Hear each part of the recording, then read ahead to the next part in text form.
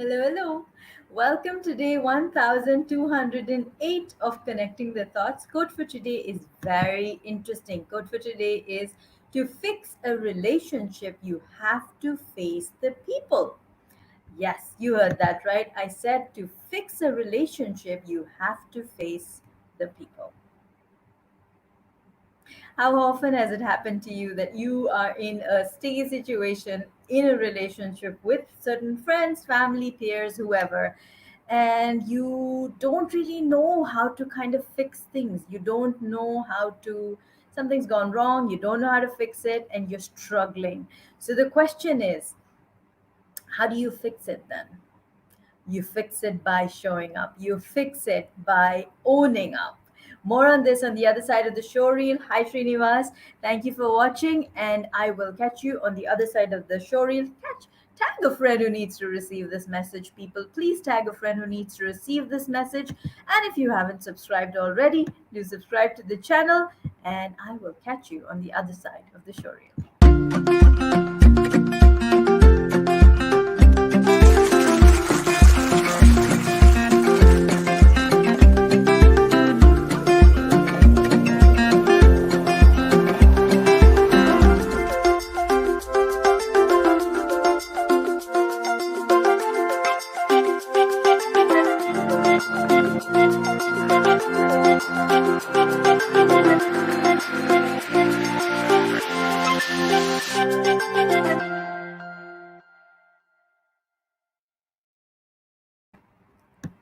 Hello and welcome back. So, the conversation today is on to fix a relationship, you have to face the people. And what do I mean by this? Well, if you're having a tough situation, if you're having a situation in a relationship where things are beginning to feel a little uncomfortable, things are beginning to feel a little, out of balance, then the best way to find your balance is to actually address the elephant in the room, to address what is going on, to look at things and look at them as they are, not from assumptions. So, if again, let me give you an example. For instance, if I've done something and my mom is upset with me, and if we're not on talking terms, because that tends to happen as grown up, sometimes you haven't fall out and you're not talking to the other person. Now the only way you can fix this is to actually own up what you've done wrong. For me, to own up to my mistake and to go to my mom and apologize, or to go to my mom and say, how can I make this better for you?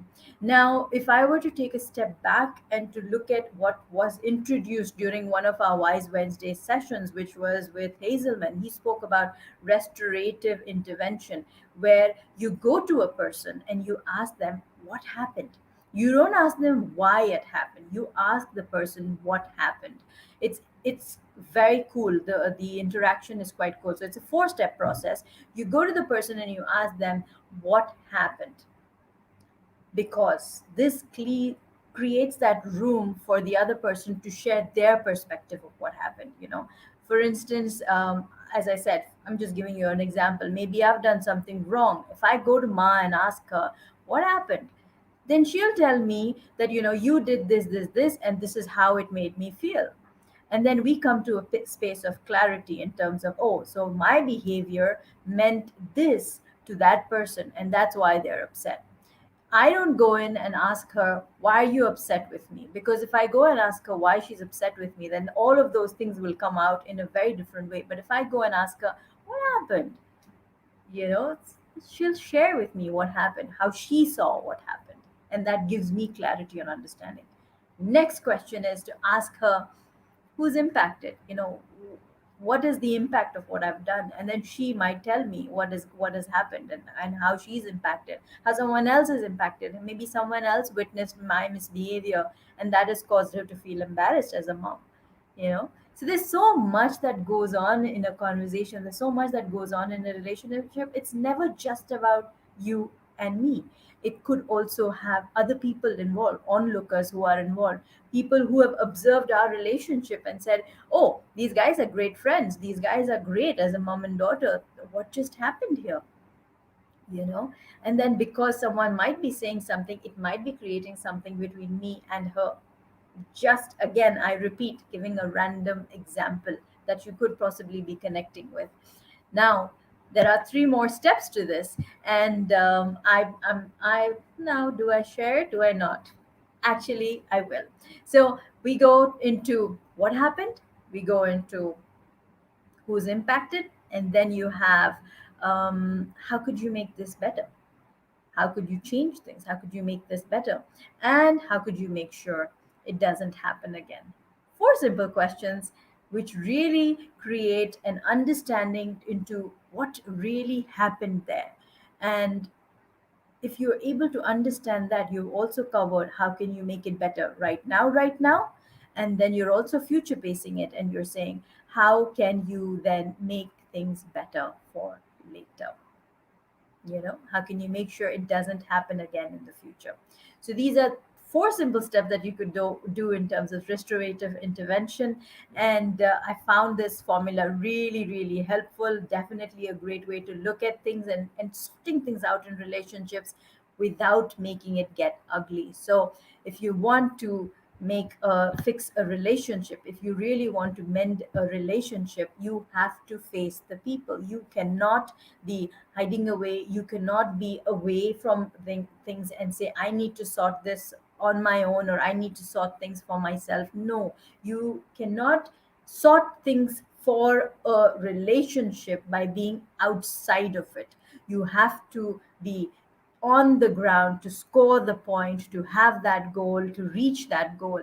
You cannot sit on the fences. You cannot sit on the fence and say, I'm going to sort my stuff and then I'm going to jump in. No, you have to go in there. If you consider that your team, if you consider that your relationship, your family, you have to jump into the ground and then play your part. Speak to your team, open up, be vulnerable, share, and be unafraid to share.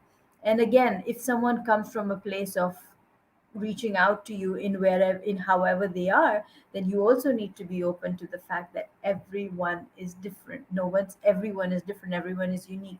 Everyone has their way of looking at the world. So you need to acknowledge that, you need to be open to that, and you need to jump into the team to score the goal with your team and to fix the relationship. This is how I see it. I'd love to hear your comments. What are your thoughts on this? What are your thoughts on relationships? What are your thoughts on being there and facing the people? Be unafraid. Because if it's a relationship that's worth fixing, then these are people that you are worth facing up to. Because these are people who love you, who care for you, and who you are part of your team. So again, you only fix that which is important to you. So if you want to fix something and if it's important to you, then remember that these are your people. So communication is key, says Gaurav. Absolutely, it definitely is key. And the problem is, to use the key, you should know where you've placed the lock. Think about that. And if this conversation has been of value to you, please write in comments saying, I am family. Let's do that. I am family, because we are family, aren't we? So the I am family in comments if this has been of value to you. Thank you for being my family. Thank you for listening in, and thank you for the love, the likes, and your time and energy. Tag a friend again who needs to receive the message, a friend who's family to you, a friend who is so important to you. Yes, Ada says, saying that something is important and not showing it is contradicting. Yes, it definitely is contradicting.